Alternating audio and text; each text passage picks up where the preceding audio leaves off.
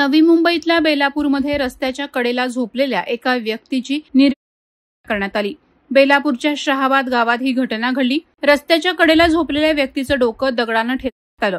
धक्कादायक बाब म्हणजे पोलीस घटनास्थळावर आले तरी देखील आरोपी या व्यक्तीला मारहाण करत होता। या हाणामारीचा व्हिडिओ समोर आलाय। मिळालेल्या प्राथमिक माहितीनुसार रविवारी पहाटेच्या सुमारास बेलापूरमधील शहाबाद गावातील ब्रिज खाली ही घटना घडली। 28 वर्षीय तरुणानं 60 वर्षीय व्यक्तीला जीवाने संपवलं। प्रकाश लोखंडे असं मृताचं नाव आहे।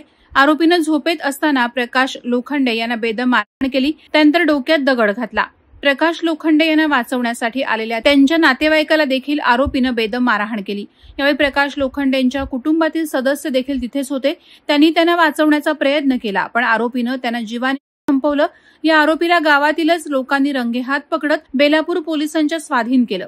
बेलापूर पोलीस या प्रकरणाचा अधिक तपास करत आहेत। आरोपी विरोधात गुन्हा दाखल करण्यात आला असून त्याला अटक करण्यात आली आहे। यात एक जण जखमी झाला असून त्यांच्यावर रुग्णालयात उपचार सुरू आहेत। या दोघांमध्ये काही वाद होता का, कशामुळे अशी जबर मारहाण करण्यात आली याबाबत पोलीस तपास करत आहेत। वादळवारा लाईव्हसाठी न्यूज ब्युरो, नवी मुंबई। नवी मुंबई व रायगड जिल्ह्यातील ताज्या बातम्या आणि घडामोडींसाठी सबस्क्राईब करा वादळवारा लाईव्ह चॅनल आणि दाबा बेल आयकॉन।